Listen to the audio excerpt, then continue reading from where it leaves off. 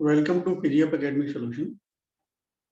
Question में कहा जा रहा है body is floating in liquid with 50% of its volume outside the liquid when the entire system accelerates upward with an acceleration of g by 3 the percentage of its volume outside the liquid. Question में हमसे बोला गया है कि ये हमारे पास कोई भी एक कंटेनर है, लेट दिस वन, और ये हमारे पास कोई भी एक लिक्विड है। समझिए ध्यान से, इधर कोई भी एक बॉडी है और ये बॉडी इस लिक्विड में फ्लोट कर रहा है। टोटल वॉल्यूम बॉडी का हम मान लेते हैं, टोटल वॉल्यूम है V। इन्होंने हमसे कहा है 50% is outside the liquid, that means 50% is inside the liquid. इसका मतलब ये हुआ V इन यानी वॉल्यूम इनसाइड, वो हो जाएगा V अपॉन। हम ये थोड़ा और डिटेल में समझते हैं। देखिए हम यहाँ रो L लिखते हैं लिक्विड का डेंसिटी और रो B बॉडी का डेंसिटी। तो अगर हम फोर्स ऑफ बुयंसी यानी अपथ्रस्ट निकालना चाहें तो अपथ्रस्ट होता है V inside multiplied by liquid का डेंसिटी मल्टीप्लाइड बाय G, और जो बॉडी का अपना वेट होता है वो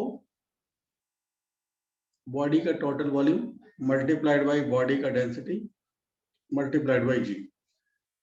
क्योंकि बॉडी लिक्विड में फ्लोट कर रहा है और इक्विलिब्रियम में है, इसका मीन्स ये हुआ कि कंप्लीट बॉडी जो इक्विलिब्रियम में है, तो जो उसका अपथ्रस्ट है और उसका वेट है वो दोनों एक दूसरे के इक्वल रहे होंगे, यानी V inside rho L rho G is equal to V rho B और G।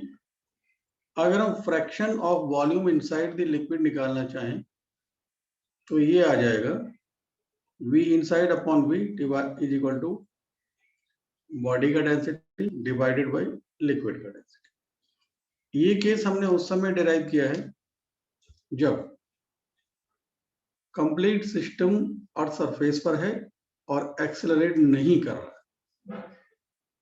तो उस समय हमारा जो इनसाइड बॉडी का जो वॉल्यूम है उसका जो फ्रैक्शन आ गया वो density of body divided by density of liquid. अगर हम बॉडी का वॉल्यूम जो आउटसाइड दी लिक्विड है वो फ्रैक्शन निकालना चाहें तो ऑब्वियसली वो ये आ जाएगा 1 minus rho B upon rho L. हम देख रहे हैं इनसाइड फ्रैक्शन या आउटसाइड फ्रैक्शन G के इंडिपेंडेंट, वो केवल और केवल density of liquid and density of body पर डिपेंड करते हैं। तो आंसर तो बच्चों हमें यहीं पर मिल गया कि जब पूरे सिस्टम को हम एक्सेलरेट कर देंगे उस केस में भी ये जो बॉडी का फ्रैक्शन जो आउटसाइड द लिक्विड है वो 50% ही रहेगा। लेकिन फिर भी मैं थोड़ा और एक्सप्लेन करता हूं, ध्यान दीजिए। आप जानते हैं जब भी कोई बॉडी किसी लिफ्ट में या किसी और तरीके से वर्टिकली अपवर्ड एक्सेलरेट करता है तो उस समय जो G इफेक्टिव है, यानी हम ये कहें G इफेक्टिव उस समय इस फॉर्मूले से दिया जाता है। इसका मीन्स ये हुआ बॉडी तब भी इक्विलिब्रियम में ही रहेगा, लेकिन उस समय जो V इनसाइड हो जाएगा वो आ जाएगा, मतलब उस समय जो अपथ्रस्ट होगा वो हो जाएगा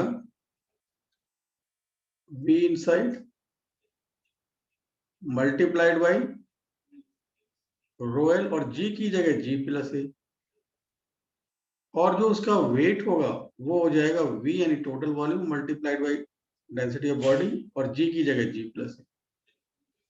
यानी अब भी ये दोनों इक्विलिब्रियम में ही होंगे तो U इक्वल टू W करेंगे तो V inside rho L G plus a is equal to V rho B G plus a. तब भी स्टूडेंट से जी प्लस ए और जी प्लस ए कैंसिल हो गए, यानी वी इनसाइड अपॉन वी। अब वी आपके पास rho V upon rho L ही आया। तो इस केस में जब बॉडी और complete system vertically upward accelerate कर रहा है तब भी आपका V inside upon V rho V upon rho L, और जब वो एक्सेलरेट नहीं कर रहा है तब भी रो वी अपॉन रो एल। इसका मीन्स ये हुआ कि आउटसाइड वॉल्यूम का फ्रैक्शन वी उतना ही होगा जितना कि इस पहले केस में था। तो rho B 1 minus rho B upon rho L, यानी हमारा आंसर जो है वो 50% ही रहेगा, बिकॉज चाहे सिस्टम एक्सेलरेट हो या अर्थ सरफेस पर रखा हो, fraction of volume inside the liquid और fraction of volume outside the liquid पर कोई फर्क नहीं पड़ता है, जो था वही रहता। That's why we can say option B is correct. I hope solution आपके समझ आ गया होगा। Share the video and subscribe my channel.